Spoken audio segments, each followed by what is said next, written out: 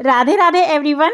राधा अष्टमी का उत्सव हमने बहुत ही हर्ष उल्लास के साथ मनाया। अब हमें राधा जी की छठी मनानी है। जैसे हमने भगवान श्री कृष्ण जी की छठी मनाई थी, ठीक वैसे ही हमें राधा जी की छठी मनानी है। तो देखिए, बच्चा जब जन्म लेता है उसके ठीक छठे दिन छठी मनाई जाती है।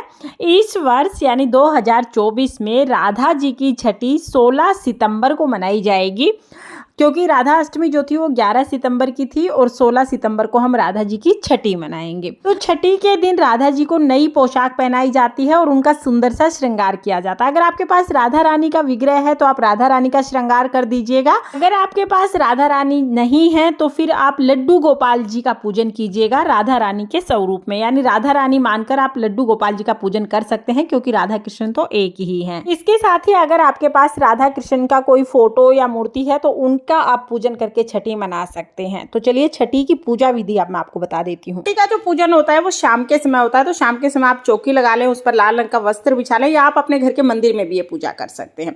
सबसे पहले तो हमें राधा कृष्ण जी का एक फोटो या मूर्ति चाहिए होगी। अगर राधा कृष्ण जी की फोटो या मूर्ति नहीं है, आप लड्डू गोपाल जी की सेवा करते हैं, तो लड्डू गोपाल जी का भी पूजन आप इस दिन कर सकते हैं। आप चाहें तो अपने लड्डू गोपाल जी को सुंदर सी राधा के रूप में तैयार कर लीजिए। अगर आपके पास राधा कृष्ण जी का फोटो है तो आप फोटो को विराजमान कर लीजिए। यहाँ पर हमने राधा कृष्ण जी का फोटो विराजमान कर लिया है, लड्डू गोपाल जी को विराजमान कर लिया। सबसे पहले जल के छींटे लगाकर हमने स्नान करा दिया सभी को। उसके बाद हमें तिलक कर दिया है। तिलक के बाद वस्त्र स्वरूप कलावा समर्पित कर देंगे और फिर हमें आरती करनी है। तो यहाँ पर देखिए, हम देसी घी के दिए से आरती करेंगे और लड्डू गोपाल जी को सुबह ही हम स्नान करा देंगे। फोटो को स्नान नहीं कराते इसलिए जल के छींटे लगा देते हैं।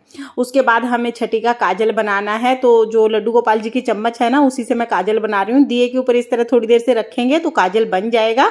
अब इसको हल्का सा ठंडा करके हम ये राधा जी की आंखों में लगा देंगे, भगवान श्री कृष्ण जी की आंखों में लगा देंगे, पैरों में लगाएंगे और लड्डू गोपाल जी की आंखों में भी हम ये काजल लगा देंगे।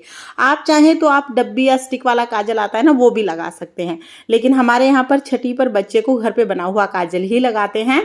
उसके बाद फिर हम भोग समर्पित करेंगे। तो छठी के भोग के लिए हम कढ़ी चावल का भोग लगाते हैं। इसके अलावा जो भी पकवान आपके यहाँ पर बनाए जाते हैं वो सभी पकवान आप बना सकते हैं। कुछ लोग छठी के दिन राधा जी को 56 भोग भी समर्पित करते हैं। तो आप लोग 56 भोग लगा सकते हैं, अच्छे से पकवान बना सकते हैं, कढ़ी चावल बना सकते हैं।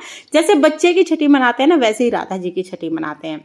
यहीं पर जैसे बच्चे को पैसे वार के देते हैं ना, उसी तरह से राधा रानी के ऊपर से भी पैसे वारने हैं। इनको आप दान कर सकते हैं या लड्डू गोपाल जी के लिए, राधा रानी के लिए कोई भी सामान इन पैसों से आप ला सकते हैं।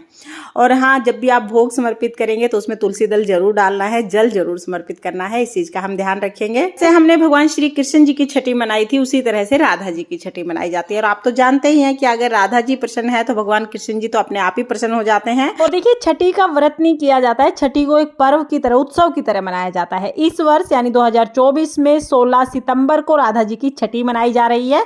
तो आप भी बहुत खुशी खुशी राधा रानी की छठी मनाएं। जय श्री कृष्णा, राधे राधे।